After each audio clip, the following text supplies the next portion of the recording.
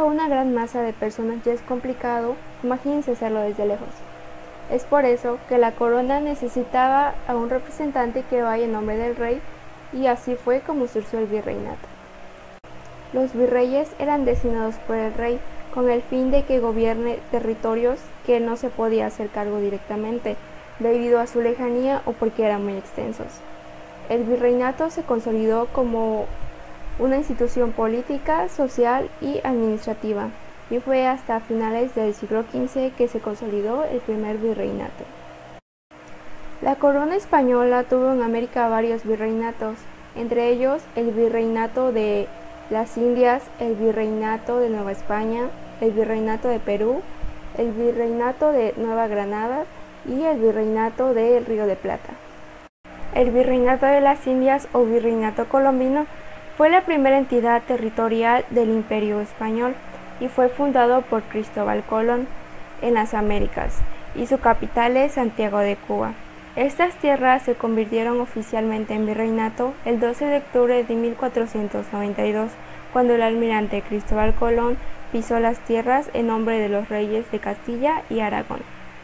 La introducción de virrey parece que fue una exigencia por parte de Cristóbal Colón hacia los reyes, y esto culminó con la firma de las capitulaciones de Santa Fe, y acordaron los reyes que este puesto lo tendría durante su vida después de muerto, con sus sucesores y herederos.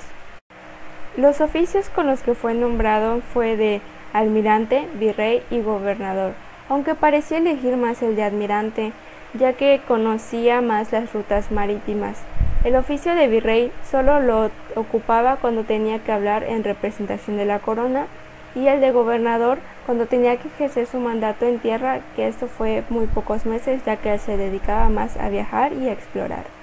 Los reyes enviaron con funciones de gobierno a Francisco de Bobadilla en el año de 1500, y este, al llegar a América, detiene a Colón y a sus hermanos, y los embarca a España, destituyéndolo del gobierno. Colón, durante su viaje, escribió una larga carta a los reyes, y al llegar a España lo liberan, pero ya había perdido su prestigio, su poder y el virreinato. Fue así como Bobadilla se convirtió en el gobernador, y también fue relevado del cargo por Nicolás de Obando en el año de 1502.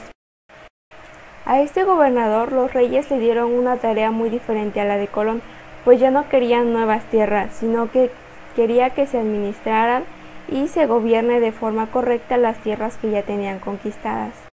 Tras la muerte de Colón, su hijo mayor, Diego, heredó sus derechos como virrey en América.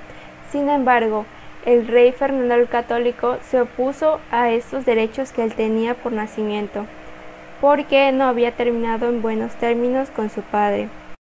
Por esto, Diego inició una serie de demandas judiciales en contra de la corona española, que culminó con los pleitos colombinos, y fue hasta el año de 1511 que se le respetaron sus derechos, pero su poder solamente se limitaba a las tierras que su padre había conquistado. Tras morir Diego en el año de 1526, le heredó el virreinato su hijo Luis Colón. Tras una serie de eventos que sucedieron durante su virreinato, puso fin a los pleitos colombinos, y fue por eso que la corona española en el año de 1537 lo nombró como primer duque de Veragua, y de esta forma se le puso fin al virreinato de las Indias. El virreinato de Nueva España tuvo lugar desde el siglo XVI hasta el siglo XIX, específicamente entre los años de 1535 y 1821, y el primer virrey nombrado fue Antonio de Mendoza. La capital de este virreinato estuvo situada en la Ciudad de México, que estaba sobre la ciudad indígena de Tenochtitlán, que había caído tras el paso de Hernán Cortés el 13 de agosto de 1521, y fue el virreinato más importante y extenso que tuvo el Imperio Español, ya que abarcaba una enorme cantidad de territorio, desde América del Norte a América Central, algunas partes de Asia y Oceanía.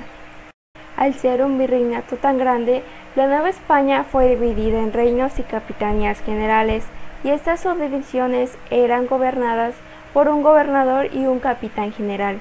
Durante la época de la conquista, los conquistadores fueron modificando las costumbres y tradiciones de las poblaciones indígenas, pues les fueron inculcando costumbres muy diferentes a las que ellas tenían, tales como seguir a la Iglesia Católica, diversas costumbres europeas, un nuevo idioma y manifestaciones culturales y artísticas, entre otras cosas. Su máxima autoridad era el virrey, que él tenía funciones administrativas, militares y judiciales, y era presidente de la audiencia. La audiencia eran instituciones encargadas que se preocupaban por hacer cumplir la ley. Los reinos o gobernaciones eran elegidos por un gobernador y las capitanías por un capitán general. Las ciudades eran gobernadas a través de un cabildo y los indígenas fueron reducidos en los llamados pueblos o repúblicas de indios con sus propias autoridades. En tanto economía, se puede decir que la minería y el comercio fue la principal actividad económica del virreinato en la Nueva España, aunque su actividad más importante era la extracción de oro, plata y cobre. Sin embargo, la agricultura también jugó un rol muy importante para la economía. Y finalmente se dio el mestizaje entre conquistadores y pobladores, y se produjo una combinación de culturas y tradiciones que definen hoy en día a los países latinoamericanos. A principios del siglo XIX, el virreinato entró en una crisis política y social, que poco a poco dio paso a la independencia de México, que inició con Miguel Hidalgo y Costilla, y fue el 27 de septiembre de 1821 que este movimiento obtuvo victoria y puso fin al virreinato de la Nueva España y al dominio de la corona española. El virreinato del Perú fue una más de las extensiones de la corona española y fue entre los años de 1542 y 1824.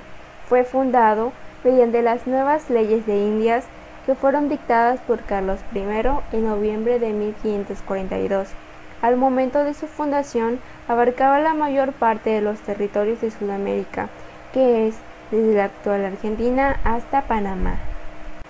Entre los años de 1542 y 1821, su capital fue la ciudad de Lima, y cuando el general José de San Martín declaró la independencia de Perú en el año de 1821, la capital se trasladó a Cusco. El territorio virreinal estaba dividido en provincias, que estas eran llamadas corregimientos y eran dirigidas por un corregidor. Los corregidores eran las cabezas políticas de cada una de estas provincias, y en el año de 1784 estas fueron reemplazadas por intendencias y eran gobernadas por los intendentes, que ellos también impartían justicias y presidían en los cabildos. Y además existía la figura de corregidor de indios. Este funcionario se ocupaba de los asuntos relacionados con los pueblos indígenas. La economía se sostenía sobre todo en la explotación minera y en el comercio con España. A principios del siglo XIX se produjeron unos estallidos revolucionarios en la América española. Sin embargo, estos fueron reprimidos.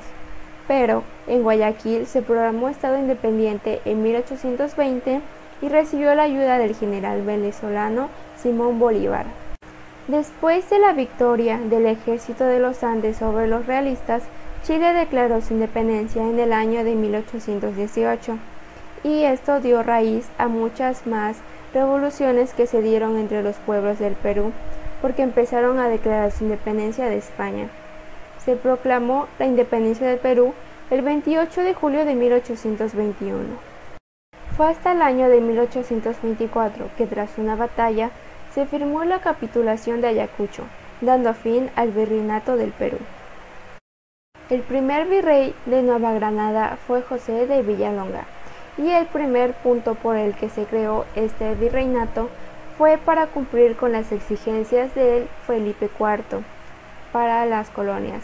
Sin embargo, este virrey no logró llevar a cabo todas las tareas que le habían encomendado, por lo que su mandato no se pudo mejorar en tanto de su economía ni en tanto los aspectos negativos que ya tenía. Esto provocó que se pusiera en duda la creación de este virreinato, y finalmente el virreinato de Nueva Granada quedó disuelto y se volvió a ser gobernador y estaba dirigiendo una presidencia. Y fue hasta el año de 1739 cuando el virreinato de Nueva Granada volvió a establecerse.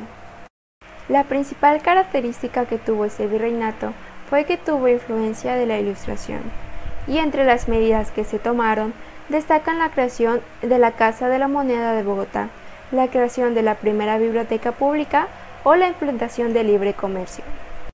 La principal fuente de riqueza de este virreinato fue la extracción de minerales. En el ámbito cultural y científico, uno de los más grandes acontecimientos fue la expedición botánica, la cual fue ordenada por el virrey Antonio Caballero en 1783, y el objetivo principal era investigar la flora y la fauna colombiana, así como realizar investigaciones astronómicas, físicas y geográficas. Mientras tanto, en España estaba ocurriendo algo muy importante, la invasión francesa. Esto provocó que José Bonaparte subiera al trono en lugar de Fernando VII, y en Granada un grupo de criollos se levantó en armas. Sin embargo, seguían reconociendo el gobierno de Fernando VII, y el 30 de julio arrestaron al virrey y con eso disolvieron el virreinato. Cuando Fernando VII consiguió regresar al trono, una de sus prioridades fue recuperar el poder de las colonias. Sin embargo, en 1820, Bolívar declaró el nacimiento de la República de Colombia. El Virreinato de Plata fue un virreinato muy corto, ya que abarcó desde el año de 1776 a 1811, y se creó por medio de una real célula formada por Carlos III, el 1 de agosto de 1776. En ese mismo documento se mencionaba que el primer virrey era Pedro de Ceballos, y la capital de este virreinato fue la ciudad de Buenos Aires, que tenía una gran importancia estratégica, ya que contaba con un puerto sobre el Océano Atlántico. Algunas medidas para complementar la creación del virreinato fue la habilitación del puerto de Buenos Aires para el comercio directo con España. Otro punto fue la instalación de una real aduana en Buenos Aires y otra en Montevideo.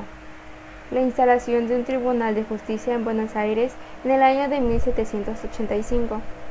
La autorización de las naves extranjeras que traían esclavos a comerciar con productos locales, y la creación del Consulado de Buenos Aires en el año de 1794.